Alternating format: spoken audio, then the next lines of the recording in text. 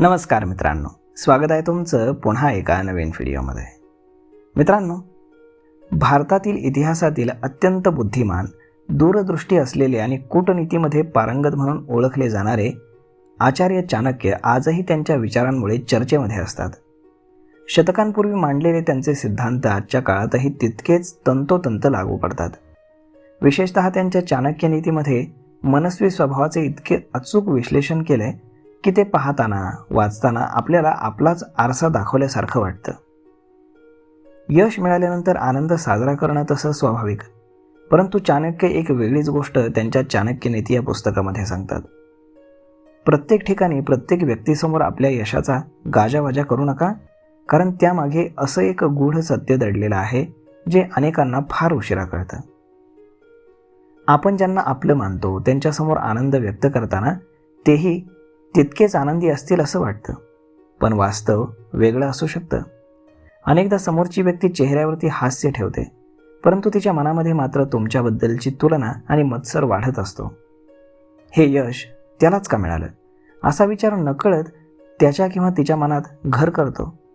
ही नकारात्मक भावना हळूहळू नात्यामध्ये दुरावा निर्माण करते आणि तुमच्या प्रगतीमध्ये अडथळे आणू शकते.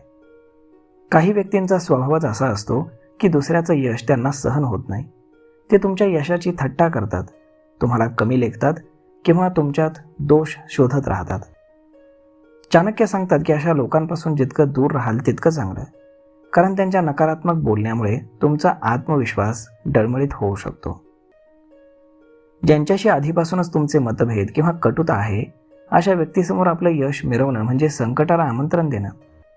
ते तुमच्या आनंदामध्ये सहभागी होण्याऐवजी टोमणे मारून किंवा उपरोधिक बोलून तुमचा उत्साह कमी करण्याचा हमखास प्रयत्न करतात.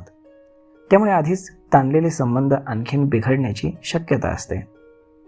चाणक्यांच्या मते सर्वात जास्त सावध राहायचं असेल तर अशा लोकांपासून सावध राहा जे विश्वास ठेवण्यासारखे नाहीत. हे लोक तुमच्या खाजगी गोष्टी इतरांपर्यंत पोहोचवतात, त्यामध्ये रंगत निर्माण करतात आणि त्याचा अर्थ चुकीचा लावतात.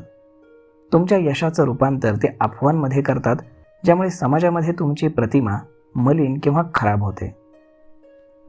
चाणक्यांच्या शिकवणीनुसार यश मिळालं की शांत राहणं हीच खरी शहाणपणाची खूण आहे.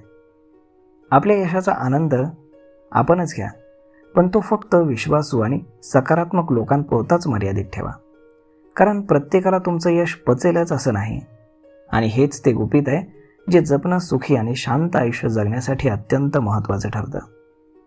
कधीकधी शांतता हीच सर्वात मोठी ताकद ठरते. आणि मग चाणक्यांनी सांगितलेली ही तत्व आजही तितकीच खरी वाटतात आपल्याला. तर मग मित्रांनो, यश मिळाल्यानंतर गप्प का राहावं, काय आहे यामागचं कारण, हे आपण आजच्या व्हिडिओमध्ये जाणून घेतलं. तर मग मित्रांनो, हा व्हिडिओ, ही माहिती तुम्हाला कशी वाटली हे तुम्ही आम्हाला कमेंट करून नक्कीच सांगा. आणि जर आवडली असेल तर आपल्या जवळच्या मित्रमंडळींसोबत देखील हा व्हिडिओ तुम्ही शेअर करायला विसरू नका. धन्यवाद.